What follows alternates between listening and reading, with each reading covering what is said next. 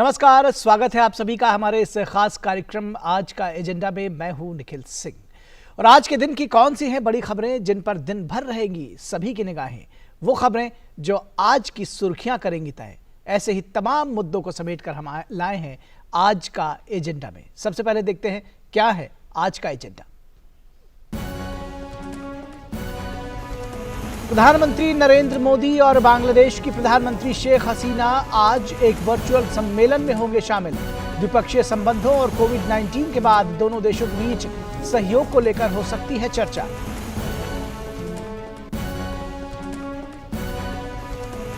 भारतीय अंतरिक्ष अनुसंधान संगठन श्रीहरिकोटा से पीएसएलवी C-50 को करेगा प्रक्षेपित। एक्सेल कॉन्फ़िगरेशन में पीएसएलवी की ये 22वीं उड़ान आज शाम प्रक्षेपण के लिए तैयार। हालांकि प्रक्षेपण कार्यक्रम मौसम पर करेगा निर्भर।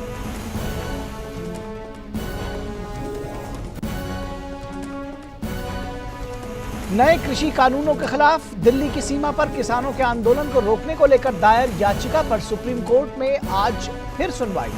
शीर्ष अदालत मसले के शांतिपूर्ण समाधान के लिए समिति का कर सकती है गठन।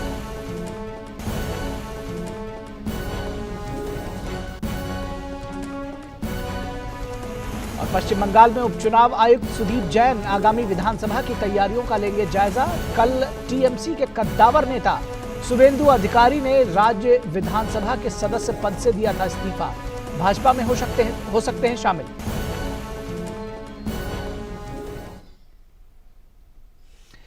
और खबरों में सबसे पहले प्रधानमंत्री नरेंद्र मोदी और बांग्लादेश की प्रधानमंत्री शेख हसीना के बीच वर्चुअल सम्मेलन की बात। आज इस वर्चुअल सम्मेलन के दौरान दोनों नेता कोरोना काल के बाद सहयोग को मजबूत करने के अलावा द्विपक्षीय संबंधों के सभी मुद्दों पर व्यापक चर्चा करेंगे। इस सम्मेलन के दौरान द्विपक्षीय संबंधों को बढ़ावा देने के लिए कम से कम 4 सहमति पत्रों पर हस्ताक्षर होने की संभावना है। दोनों देशों के बीच चिल्हाटी हल्दीबाड़ी रेल मार्ग पर मालगाड़ी परिचालन की शुरुआत होगी। भारत और बांग्लादेश के बीच उच्च स्तर पर लगातार वार्ता जारी है। बांग्लादेश की प्रधानमंत्री ने अक्टूबर 2019 में भारत का दौरा किया था। वहीं प्रधानमंत्री नरेंद्र मोदी ने मार्च 2020 में मुजीब बोर्शो के ऐतिहासिक अवसर पर वीडियो संदेश दिया था। कोरोना महामारी के दौरान दोनों नेता आपसी सहयोग को लेकर लगातार संपर्क में रहे हैं।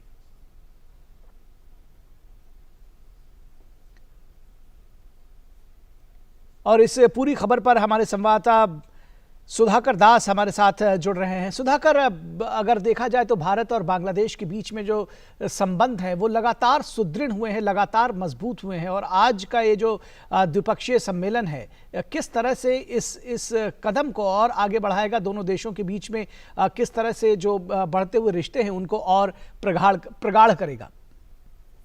जी बिल्कुल निखिल, देखिए कोरोना महामारी के बीच ये सम्मेलन आयोजित हो रहा है, तो निश्चित तौर पर एक तरह से वर्चुअल माध्यम चुना गया है इस शीर्ष सम्मेलन के लिए। और हमको पता है कि प्रधानमंत्री नरेंद्र मोदी मार्च में बांग्लादेश की यात्रा करने वाले थे प्रधानमंत्री बांग्लादेश के प्रधानमंत्री के निमंत्रण पर, लेकिन महामारी के चलते वो नहीं जा पाए थे। लेकिन उन्होंने अपना वीडियो संदेश भी उस वक्त दिया था जब उन्होंने बांग्लादेश के राष्ट्रपिता को एक तरह से बीती सदी के सबसे अहम शख्सियतों में से करार दिया था। और लेकिन एक तरह से महामारी के बावजूद भारत और बांग्लादेश के बीच जो सतत संपर्क है वो लगातार बना रहा है। बांग्लादेश न सिर्फ दक्षिण एशिया में भारत का लार्जेस्ट ट्रेडिंग पार्टनर है, बल्कि सबसे भरोसेमंद अगर साथियों में से है तो वो कह सकते हैं। और बीते 5-6 वर्षों की अगर बात की जाए, खासतौर से मोदी सरकार के कार्यकाल के बात की जाए, तो जो दशकों पुराने मुद्दे थे भारत बांग्लादेश के बीच, खासतौर से सीमा विवाद था, उसको सुलझाया गया। और उसके बाद से लगातार रिश्तों में हम एक नई चमक देख रहे हैं, एक नई एक रफ्तार देख रहे हैं। उस रफ्तार को एक तरह से मापने की कोशिश होगी और एक रोड मैप दोनों नेता बनाने की कोशिश करेंगे कि आने वाले कुछ महीनों में, कुछ वर्षों में क्या रोड मैप भारत बांग्लादेश के रिश्तों का होना चाहिए। और निश्चित तौर पर कोरोना महामारी के दौरान ये सम्मेलन हो रहा है, तो प्रधानमंत्री मोदी लगातार ये कहते रहे हैं कि भारत की जो क्षमताएं हैं, चाहे वैक्सीन निर्माण की हो या कोरोना से मुकाबले में, उसका भारत के लोगों को फायदा तो मिले ही, साथ ही साथ विश्व कल्याण के लिए भी उसका फायदा। उन्होंने पड़ोसी मुल्कों को भी भारत की तरफ से सहयोग का ऑफर दिया है। तो बांग्लादेश की जरूर ये मंशा रहेगी कि वैक्सीन खासतौर से डेवलपमेंट के मोर्चे पर और उसमें सहयोग बढ़ाने को लेकर भारत के साथ किस तरह से बातचीत आगे बढ़ सकती है। दूसरा अहम मुद्दा, क्योंकि आतंकवाद एक ऐसा मुद्दा है जिससे दोनों देश प्रभावित रहे और आतंकवाद को लेकर किस तरह से और आपसी सहयोग को बढ़ाया जा सकता है। हम जानते हैं कि बीते वर्षों में इस सहयोग के बढ़ने की वजह से खासतौर से नॉर्थ ईस्ट के कई जो उग्रवादी संगठनों का खात्मा हुआ या उन्होंने सरेंडर किया, तो ये भारत बांग्लादेश के बीच सहयोग आगे बढ़ा। इसके अलावा हिंद प्रशांत क्षेत्र में सामरिक सहयोग को बढ़ाना और कनेक्टिविटी बढ़ाना ये अहम मुद्दा हो सकता है। जी बिल्कुल। इसके अलावा इस द्विपक्षीय बैठक के दौरान, इस समिट के दौरान 4 सहमति पत्रों पर हस्ताक्षर होने की संभावना है। अब किन मुद्दों पर सहमति बनने की उम्मीद है, और खासतौर पर जो पीपल टू पीपल कांटेक्ट के लिए और खासतौर पर जो रेलगाड़ी परिचालन दोनों देशों के बीच में है, उसको भी गति मिली है पिछले कुछ समय में? जी बिल्कुल, और खासतौर से निखिल आपने जिक्र भी किया हल्दीबारी चिल्हाटी रेल लिंक, उसकी शुरुआत हो रही है। 55 वर्षों बाद इस रेल लिंक की शुरुआत होगी, जो 1965 में एक तरह से कट ऑफ हो गया था। अब 6 रेल लिंक थे उस वक्त, और उससे अब इसके शुरुआत होने के साथ ही 6 में से 5 रेल लिंक की शुरुआत हो जाएगी, और छठा रेल लिंक जो अखौड़ा त्रिपुरा के बीच है, उसकी भी शुरुआत लगभग अंतिम चरण में है। वो अगले साल मार्च अप्रैल तक उसकी शुरुआत होने की संभावना है। तो एक तरह से बहुत अहम पहलू रहेगा, और सड़क मार्ग के अलावा ये रेल मार्ग खुलने से एक तरह से दोनों देशों के बीच जो व्यापार है वो बढ़ने की संभावना है। हम जानते हैं खासतौर से इसका फायदा भारत को भी बहुत ज्यादा मिलने वाला है। अगर ट्रेड रिलेशंस की बात की जाए तो भारत का एक अपर एज जरूर रहा है, लेकिन भारत और बांग्लादेश दोनों के व्यापार जगत को इसका फायदा मिलेगा।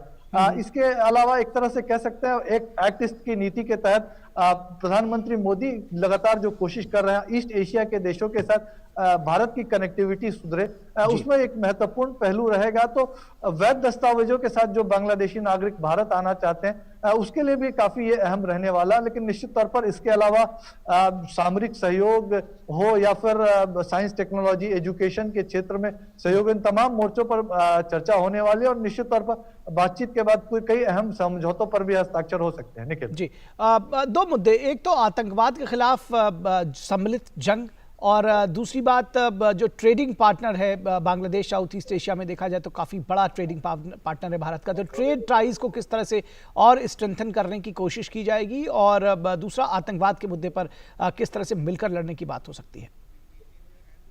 जी बिल्कुल, देखिए आतंकवाद एक ऐसा मुद्दा है और बहुत साझा सहयोग, और हम जानते हैं कि नॉर्थ ईस्ट के एक्सट्रीमिस्ट ग्रुप्स थे। हम बीते वर्षों में हमने देखा कि वो बांग्लादेश के सीमावर्ती इलाकों में शरण देते रहे, लेकिन बीते 5-6 वर्षों में एक जो दोनों देशों के बीच सहयोग सुरक्षा के मोर्चे पर बढ़ा है, हमने देखा एक तरह से बांग्लादेश ने भी उन एक्सट्रीमिस्ट ग्रुप्स को खदेड़ा, कई लोगों ने आत्मसमर्पण किए। तो भारत ने जो एक तरह से संवाद की प्रक्रिया को आगे बढ़ाया, नॉर्थ ईस्ट के ग्रुप्स पर भरोसा करते हुए, तो मेन स्ट्रीम में काफी आया। तो आतंकवाद एक अहम मुद्दा रहेगा, और अतिवाद से दोनों देश जूझ रहे हैं। एक्सट्रीमिज्म एक महत्वपूर्ण मुद्दा है, बांग्लादेश भी और भारत में भी ये एक तरह से एक अहम पहलू है, सुरक्षा की अहम चिंता है। तो उसको लेकर कैसे साझा सहयोग को बढ़ाया जा सकता है।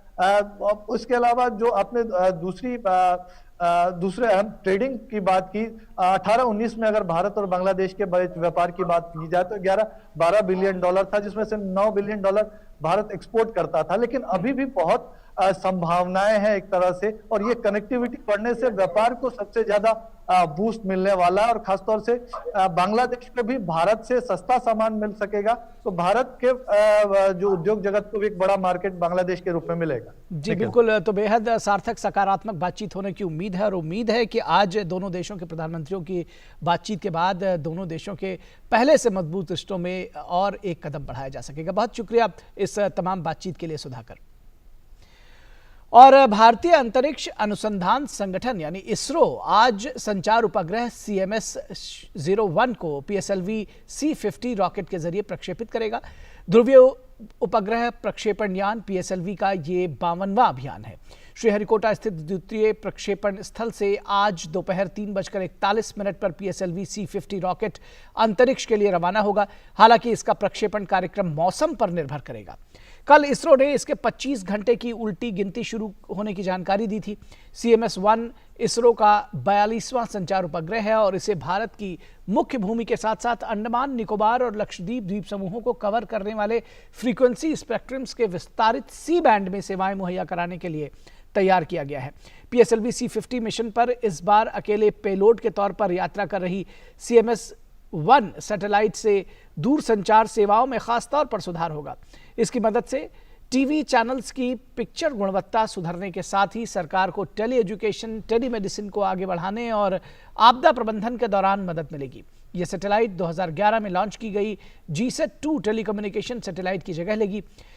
CMS-01 अगले 7 साल तक सेवाएं देगी। CMS-01 को पृथ्वी की कक्षा में सबसे ऊंचे, या दूसरे शब्दों में कहें तो 42,164 किलोमीटर के सबसे दूरस्थ बिंदु पर स्थापित किया जाएगा।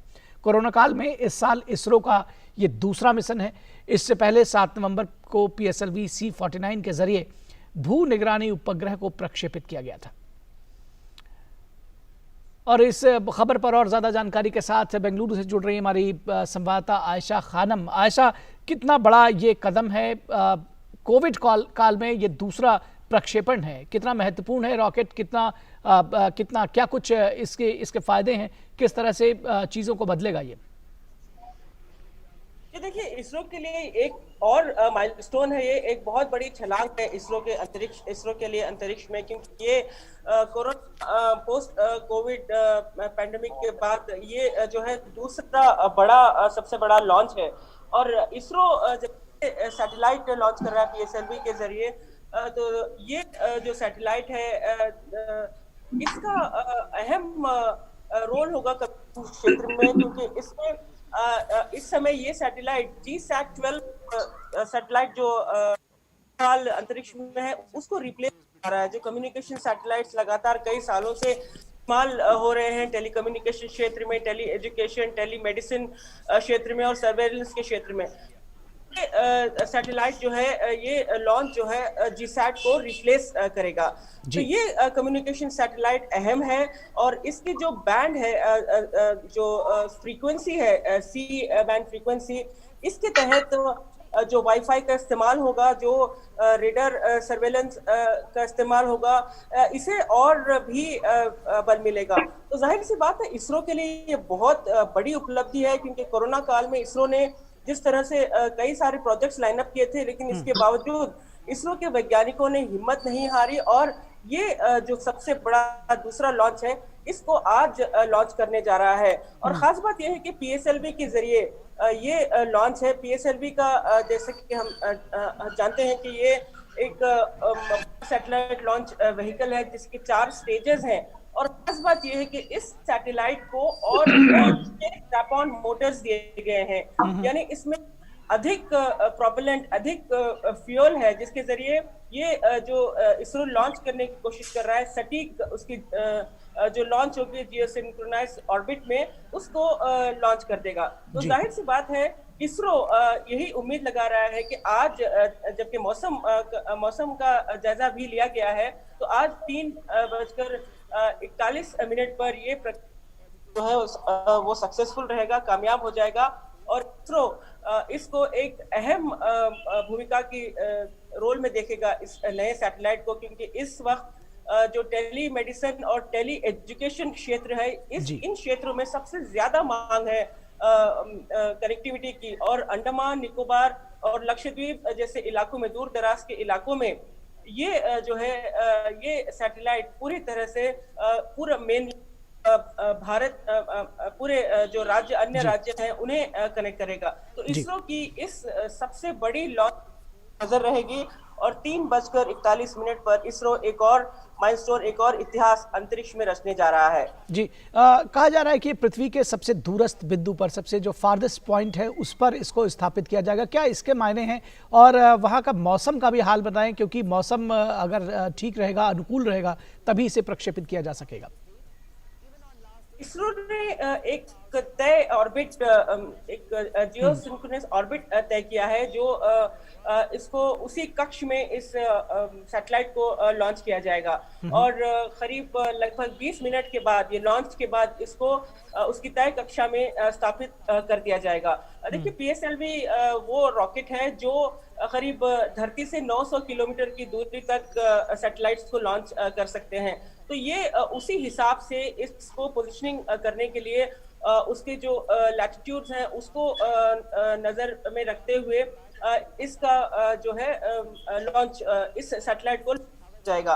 रही बात मौसम की, तो इसरो को उम्मीद है, क्योंकि इसरो ने कल ही जब काउंटडाउन जारी किया था, तो इसरो ने इस बात का जायजा लिया था कि मौसम आज साथ देगा, क्योंकि इस लॉन्च के लिए 2 बार इसरो ने इसे माफ कीजिएगा, इसे पोस्टपोन कर दिया था और कहा था कि जिस तरह से डिप्रेशन बना है, लगातार बारिश हो रही थी श्रीहरिकोटा में और दक्षिण भारत में। उसके बाद इसरो ने इस लॉन्च को पोस्टपोन किया था और अब इसरो को इसकी उम्मीद है, मौसम का जायजा भी लिया गया है, कैलकुलेशन भी किया गया है कि आज 3:41 पर सही समय होगा जब इसरो इस पीएसएलवी को अंतरिक्ष में लॉन्च कर देगा। जी बिल्कुल, तो बेहद महत्वपूर्ण है ये लॉन्च। बहुत शुक्रिया इस तमाम बातचीत और जानकारी के लिए आयशा। और अगली खबर सुप्रीम कोर्ट से जुड़ी हुई है। नए कृषि कानूनों के खिलाफ दिल्ली की सीमा पर किसानों के आंदोलन के खिलाफ दायर याचिका पर सुप्रीम कोर्ट आज फिर सुनवाई करेगी। शीर्ष अदालत ने कल इस मामले में केंद्र को नोटिस जारी किया था। प्रधान न्यायाधीश ने याचिकाकर्ता से भारतीय किसान यूनियन और अन्य किसान संगठनों को पक्षकार बनाने को कहा है। सुप्रीम कोर्ट आंदोलनकारी किसानों से बातचीत करने और मामले के शांतिपूर्ण समाधान के लिए समिति के गठन पर भी विचार कर रहा है। प्रधान न्यायाधीश ने कहा है कि इस समिति में भारतीय किसान यूनियन, भारत सरकार और अन्य कृषि संगठनों के प्रतिनिधि होंगे। कोर्ट ने हाल के कृषि कानूनों के विरोध में दिल्ली राष्ट्रीय राजधानी क्षेत्र सीमा पर विरोध प्रदर्शन कर रहे किसानों को हटाने की मांग संबंधी 2 याचिकाओं पर सुनवाई की है। शीर्ष अदालत ने इस मामले पर केंद्र और हरियाणा, उत्तर प्रदेश, दिल्ली तथा पंजाब की सरकार को भी नोटिस जारी किया है। इस पूरी खबर पर जुड़ रहे हमारे संवाददाता विकास सारथी। विकास, सबसे पहले तो ये बताइए कि कल की जो सुनवाई हुई है उसमें क्या कुछ अहम रहा है, क्या कुछ समझा जाए इस सुनवाई से? क्या अदालत अब कुछ इसमें डायरेक्शंस दे सकेगा? निखिल, कल की सुनवाई में सबसे अहम बात ये थी कि क्या सुप्रीम कोर्ट इसको शाहीन बाग के मामले में जो फैसला दिया गया था उसके हिसाब से इस मामले को डील करेगा या फिर कोई नया तरीका अपनाएगा। तो कल कोर्ट ने साफ कर दिया कि वो अपने पुराने फैसले के हिसाब से ऐसा कोई आदेश फिलहाल नहीं दे रहा है कि किसानों को वो जगह तुरंत खाली करनी चाहिए। हालांकि आज क्योंकि ये मामला न केवल किसानों को हटाने के मामले में याचिका पर सुप्रीम कोर्ट सुनवाई करेगा, बल्कि उन याचिकाओं पर भी सुनवाई होगी जिनमें नए किसान कृषि कानूनों को चुनौती दी गई है। तो इन दोनों मसलों को कोर्ट सुनेगा। उसके बाद ये साफ हो पाएगा कि एक समिति का जो कल सुझाव सीजीआई ने दिया था उस पर आदेश कोर्ट आज देता है या नहीं। कल कोर्ट ने ये साफ किया था कि अब तक की बातचीत से ऐसा लगता है कि कोई नतीजा नहीं निकल रहा है, क्योंकि कई दौर की वार्ता के बाद भी किसान वहां से हटने के लिए तैयार नहीं थे। तो सीजीआई ने ये कहा था कि क्यों ना एक समिति बना दी जाए जिसमें सभी प्रमुख कृषि किसानों के संगठनों के प्रतिनिधियों और सरकार के प्रतिनिधियों को शामिल किया जाए और ये समिति एक तरीके से समझौता कराने की भी कोशिश करे, ग्रीवांसेस को भी देखे। तो जी बिल्कुल। और जी विकास, आज का अगर आज की सुनवाई देखी जाए तो किन मुद्दों पर आधारित हो सकती है? क्या कुछ प्रश्न उठाए जाएंगे अदालत में? क्या कुछ बहस होगी और क्या कुछ अदालत का रुख हो सकता है? क्या लगता है आपको? देखिए, ये यहाँ पर अगर कृषि कानूनों को चुनौती देने की बात की जाए तो किसान संगठनों से पहले ही वो याचिकाएं सुप्रीम कोर्ट के सामने हैं, तो वो एक अलग मसला है। अब कोर्ट यहाँ पर इन संगठनों से ये पूछेगा कि वो क्या करना चाहते हैं आगे, क्या वो वहां पर बने रहना चाहते हैं या फिर समिति बनने के बाद वो हटेंगे और समिति को कोई समिति अगर बनती है उसको एक समय सीमा के भीतर इस मामले को निपटाने के लिए मोहलत देंगे। तो निखिल, वही बात है कि कोर्ट तुरंत वहां से लोगों को हटाने का आदेश देता है या नहीं, या फिर समिति की कार्रवाई और इस बीच में वहां पर किसान बने रहेंगे। यही सबसे महत्वपूर्ण पहलू है इस पूरे मामले का कि क्या किसान तुरंत हटाए जाएंगे कोर्ट के आदेश से या फिर समिति की कोशिशें और वो धरना एक साथ चलता रहेगा। जी बिल्कुल, बहुत शुक्रिया इस तमाम बातचीत और जानकारी के लिए विकास। और अगली खबर पश्चिम बंगाल से। पश्चिम बंगाल में आज उपचुनाव आयुक्त सुदीप जैन अगले साल होने वाले विधानसभा चुनाव की तैयारियों का जायजा लेने पहुंचेंगे। हाल ही में भाजपा अध्यक्ष जेपी नड्डा के बंगाल दौरे के दौरान उनके काफिले पर हमले के बाद दिल्ली में भाजपा का प्रतिनिधिमंडल आयोग से मिला था और पश्चिम बंगाल में खराब कानून व्यवस्था को लेकर आयोग को ज्ञापन सौंपा गया था। इस बीच कल तृणमूल कांग्रेस के कद्दावर नेता माने जाने वाले शुवेंदु अधिकारी ने राज्य विधानसभा की सदस्यता से त्यागपत्र दे दिया। ममता बनर्जी के लिए ये बड़ा झटका माना जा रहा है। इस बात के कयास लगाए जा रहे हैं कि शुवेंदु अधिकारी भाजपा में शामिल हो सकते हैं।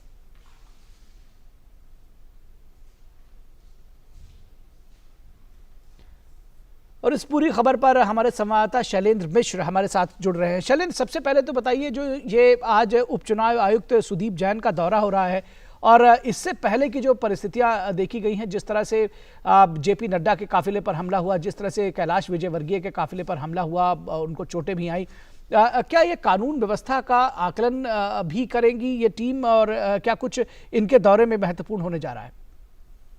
बिल्कुल, हम जानते हैं कि हाल ही में जो बीजेपी के राष्ट्रीय अध्यक्ष जेपी नड्डा के काफिले पर हमला हुआ था निखिल, उसके बाद बीजेपी का एक प्रतिनिधिमंडल दिल्ली में चुनाव आयोग से मिला था और राज्य की कानून व्यवस्था को लेकर एक ज्ञापन सौंपा था और कहा था कि वहां पर जो अर्धसैनिक बलों की जो तैनाती है वो बढ़ाई जाए, चूंकि जो आगामी विधानसभा चुनाव होने हैं उसको लेकर ये बहुत जरूरी हो जाता है। और राज्य के जो कानून व्यवस्था के हालात हैं, जिस तरह से एक राष्ट्रीय राजनीतिक दल जो दुनिया की सबसे बड़ी राजनीतिक पार्टी है उसके अध्यक्ष पर हमला हुआ, और उससे पहले अभी देखें तो बीजेपी के तमाम कार्यकर्ताओं पर जो हमले हुए और कई कार्यकर्ताओं की जो हत्या हुई और राजनीतिक हत्या, उस पर आरोप लगा कि जो पुलिस है वो एक संरक्षण दे रही है, तृणमूल के जो कार्यकर्ता है उनको संरक्षण दे रही है।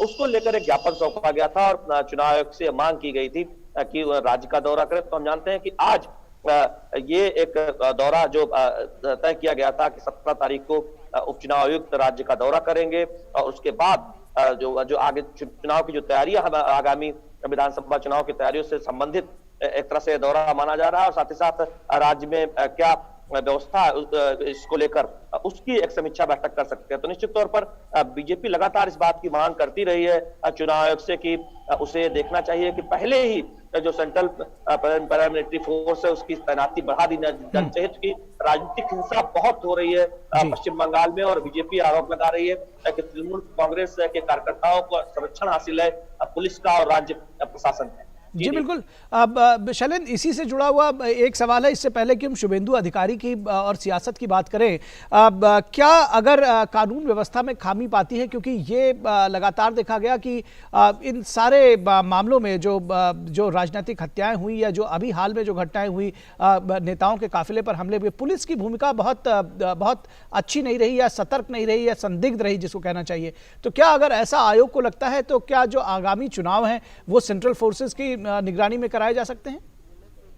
देखिए, हम जानते हैं कि सेंट्रल पैरामिलिट्री फोर्सेस की निगरानी में चुनाव कई जगह पर जो संवेदनशील बूथ होते हैं वहां पर उनकी तैनाती बढ़ाई जाती है और उसको बढ़ाने की मांग दरअसल उस तैनाती को लगातार देखें तो बीजेपी करती रही है पहले से ही कि राज्य में चुनाव की प्रक्रिया शुरू होने से पहले अगर ये तैनाती हो सके एक तरह से तो वो उसकी भी एक तरह से बीजेपी मांग करती रही, क्योंकि जिस तरह से राजनीतिक हत्याएं हुई हैं। लेकिन हम जानते हैं कि हाल ही में अभी जब काफिले पर हमला हुआ था बीजेपी अध्यक्ष के, उसके बाद राज्यपाल ने, पश्चिम बंगाल के राज्यपाल ने जो एक रिपोर्ट सौंपी थी केंद्र सरकार को और एक प्रेस कॉन्फ्रेंस कर मीडिया से बातचीत में कहा था कि राज्य में जो हालात है वो एक तरह से देखें तो उसमें ऐसी स्थिति है कि बहुत सारे ऐसे अधिकारी हैं जो एक साझीदार बनकर काम कर रहे हैं जो सत्ताधारी दल है उसके साथ, और ये स्थिति ठीक नहीं है।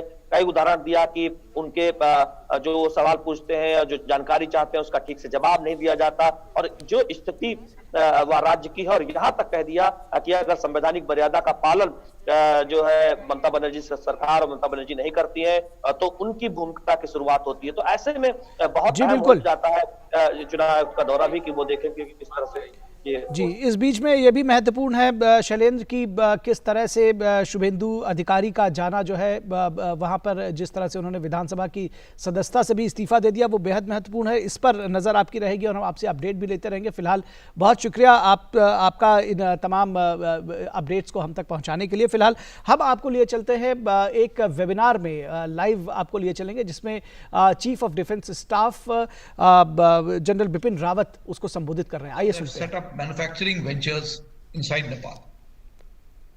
Over the years, India's contribution to the development of human resources in Nepal has been one of the major aspects of our bilateral cooperation.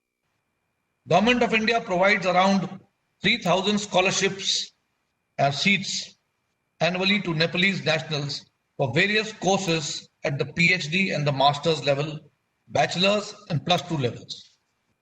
In India and in Nepal, these scholarships cover a wide spectrum of subjects, including engineering, medicine, agriculture, pharmacology, veterinary sciences, computer application, business administration, music, fine arts, and many, many more. Government of India initiatives to promote people-to-people contacts in the fields of art and culture, academics, and media include cultural programs, symposia, and events organized in partnership with different local bodies of Nepal, as well as conferences and seminars in Hindi, including the ones that we are now witnessing at this moment. Familiarization visits to India by Nepalese journalists and editors, and short-term training in India for Nepalese editors and journalists or experts or officials in the field of print and electronic media and archaeology are also being arranged. Assistance is also provided to several India-Nepal friendship organizations working to promote Indian culture and Indian-Nepal bilateral relations. India is establishing an e-library system across Nepal. The Swami Vivekanand Center for Indian Culture was set up in Kathmandu in August 2007 to showcase the best of our culture. The center has generated considerable goodwill to various cultural events it has undertaken in the past. The Nepal Bharat Library was founded as early as 1951 in Kathmandu. It is regarded as the first foreign library in Nepal. Its objective is to enhance and strengthen the cultural relations and information exchange between our two nations. The BP Koirala India-Nepal Foundation was set up in 1991 through a memorandum of understanding signed between the governments of India and Nepal. The foundation's objective is to foster educational, cultural, scientific and technical cooperation between our two countries and to promote mutual understanding and cooperation through sharing of knowledge and professional talent in academic pursuits and technical specialization. Ladies and gentlemen, the canvas and spread of cooperation, friendship and people contact between the two nations of India and Nepal are deep and extensive. But in the present age, Nepal is also opening up to other nations, including China, based on its independent foreign policy. Here I would like to stress on the fact that India's goodwill comes with no strings attached. Nepal is free to exercise its choices in international affairs, but it should stay vigilant and learn maybe some cases from Sri Lanka and other nations which have also signed agreements with other international countries. तो बेहद महत्वपूर्ण चर्चा कर रहे थे CDS general Bipin Rawat. उन्होंने साफ तौर पर नेपाल और भारत के संबंधों को विस्तार से रेखांकित किया, भारत के तमाम मुद्दों पर नेपाल को लेकर सहयोग के बारे में विस्तार से बताया, शिक्षा, स्वास्थ्य और सभ्यता संस्कृति को लेकर किस तरह से भारत और नेपाल के बीच में डीप रूटेड रिश्ते रहे। लेकिन उन्होंने खासतौर पर ये भी कहा कि एक स्वतंत्र देश के तौर पर नेपाल बिल्कुल आज़ाद है कि वो किसी दूसरे देश से, खासतौर पर चीन से अपने संबंध रख सके, लेकिन उसको ये देखना होगा, सीखना होगा, समझना होगा कि दूसरे देशों ने जिन और देशों के साथ रिश्ते रखे हैं उनका किस तरह से आगे परिणाम हुआ है। और भारत किसी भी अपने रिश्ते में कोई जिसमें उसमें कोई स्वार्थ की बात नहीं होती है, केवल एक दूसरे के ऊपर डिपेंडेंट होते हैं। तो इस आज का एजेंडा के इस कार्यक्रम में बस इतना ही। हमारी पूरी टीम को दीजिए इजाजत। नमस्कार।